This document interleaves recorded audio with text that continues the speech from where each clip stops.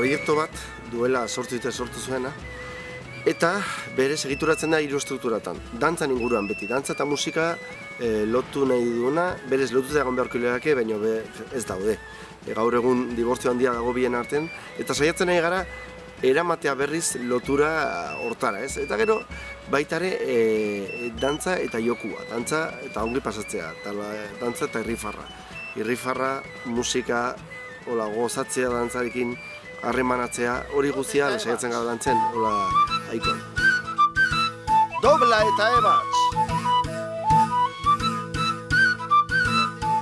Hasiera batean, egiten ditugun diskak dira, merkatuan ikuseneko genituzkenak. Eta aspaldiko partez, pixkan askatua gaude, kontzeptu horrekin kantitatea, kalitatea baino. Eta pilatzen baitugun musikatresna asko eta musikari asko orduan musika hobeagoa izanen da. Gu pentsatzen dugu musikari gutxikin, baino kalitate honekoak oso musika hona daiteke batez ere dantzarako eta guk egiten duguna da musika dantzarako. Eta horregatik egin genuen bilgua. Bilguan bakarrik 3 gauza hori. Bada, bibolina, bada txistua edo txifloa eta txuntxuna, eta gero perkusia. Eta horiekin egiten dugu mundu oso bat dantzarako.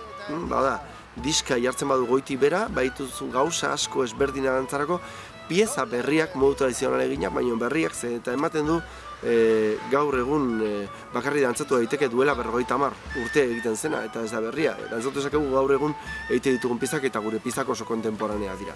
Beraz, soinua batzutan ematen du badala aintzinekoa, baina soinua piezak oso kontemporanea.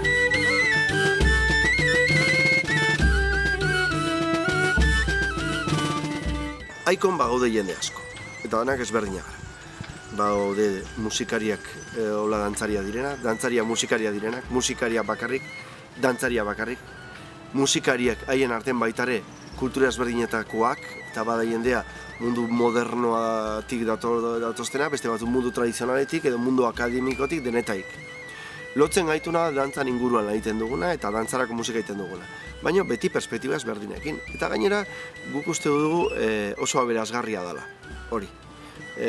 Linea ezberdinak, lan lerro ezberdinak izatea oso aberasgarria dela eta potentziatzen dugu. Horregatik, bilgua egin genuen moduan eta oso lerro tradizionala bazen, oraingo honetan Alvarorekin egiten nahi gara lan berri bat, gitarra hutsez, garai batean gitarra erabiltzen zen asko romerietarako, modu oso tradizionala izan da, baina momentu baten, segurazki politikamente korrektu ez zelako, utzi genuen erabiltzeari, erromerietan, eta nahi duguna da berreskuratu gitarra dantzarako musika tresna moduan.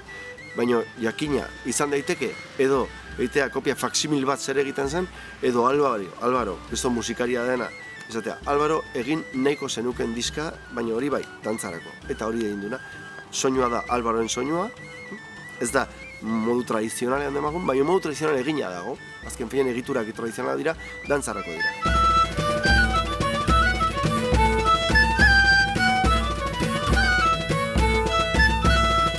Importantena guretako da, Aikon espiritua zabaltzen nahi dela, berez. Hau da, dantza desdramatizatzatzea, hola ludikotasuna ongi pasatzearen gero eta gehiago ikusten da. Aikotar asko daude, gure aiko nominan ez gaudenok, aikotar asko daude munduan eta gero eta aiko zale gehiago.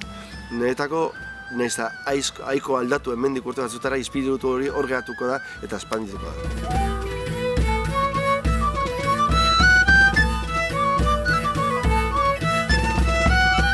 Gu hasi ginen, nahiko moduan hasi ginen romeriak egiten. Eta gero kontuatu ginen jendea romerietan ez duela ikasten. Jendea romerietan bai, murgiltzen da, lehio txiki bat zabaltzen du eta ikusten sei egin daiteken. Baina ikasteko lekuak egon daitezke beste leku batzuetan eta orduan hasi ginen eskolak ematen ere bai. Eta hori da izango litzateke bigarren zutabe, Aikoen bigarren zutabe. Alde batetik romeriak, bigarrena eskolak ematea, eta gero eskolak emate dutenendako produktuak, hau da argitalpenak, diskak, bai. Eskolak emate ditugu hainbat okitan, dantzaldi biltaria izeneko proiektu batean, eta hor jende asko sartu da barruan, eta jende asko mugitzen da Gernikan, Sopelan, Bilbon, Donostian, leku askotan, eta gero eta leku gehiago. Eta konturatu gara, eskola horietan baitare sortzen den konplizitatea importantea dela. Eta baitare hori ikusten dute, importantea dela ongi pasatzea, ikasten ongi pasatzeko dantzan. Ikasteko prozesua baitare divertigarri izan behar dela.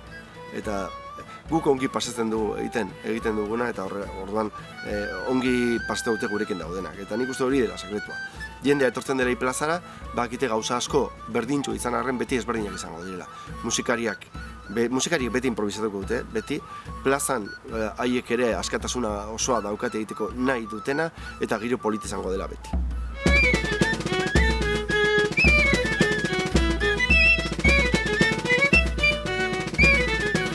Aikon barruan inditugun proiektua grabatu ditugu leku ezberdintan. Estudio ezberdintan grabatu ditugu, batzuk inkluso gure etxetan grabatu ditugu. Eta momentu batean iaia erabaki genuen etxetan grabatzea gauzak. Baditugu ekipo honak etxetan egia esan. Eta zer gertatzen da, etxeak ematen dizuna da malgutasuna asko. Grabatzen duzu nahi duzunean, egiten duzu nahi duzunean. Baina baita ere konturatzen zara hainbat arazoa sortzen direnak eta edo arazoiek ekiditzen dituzu, edo aurre egiteko behar duzu teknikariek behar duzu jende ona horretarako. Gu hurbildu ginen gaura, pixkat probatu nahian, lehenengo izan zen probatu nahian.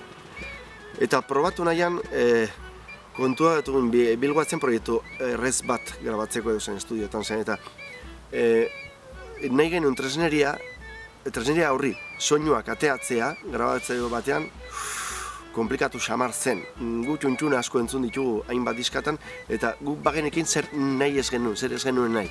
Eta kutxatan gauza bera, eta txistuan ere gauza bera, ematen du musiketan oso erreza, baina gero sonorizatzeko ongi ez da horren erreza. Eta hemen lortu duguna alde batetik konplizidadea, nik uste konplizidadea tekniko aldetik, izan ditugun arazoik konponbideak bilatu dira. Hau da, arazoak sortzen dien leku guztietan bezala, benetako importanteena da leku ezberdinetan nola bilatzen dien konponbideak. Hau da, ez planteatu zeintzu dien arazoa, planteatu nola konpondu daitezke. Gauak daukana da aukera asko konponbide horiek izateko. Eta inkluso batzuk izatezu, eta nola demonte egon daiteke hau hemen, baina hori alde batetik. Eta beste aldetik niretako baita ere pertsona maila importantea dela, konplizidade hori izatea. Eta momentu bat, hau ez zaigu gustatzen. Ez da ezagertatzen, beste gauza bat, beste toma bat, hau ez, eta egin behar bat ezagertzen bat aldiz, inoako problemik gai bat. Eta konplizidade hori pertsonan mailan lortu da. Orduan, konexio hori ematen delarik, gustora baldin bat zaudeleku batean, eta posible baldin bazo aurre egitea, nik uste dut argi daukagulo gure aldetik merezi duela egitea horrela. Niretako, batez ere gure mundutik. Etortzen baldin norbait grabatzea gaura, nik eskatuko nioke, nik aholkatuko nioke, argi izatea zer nahi duen, zer soinu nahi duen. Zentaz da, lorteko soinu hori hemen baliabide asko daude.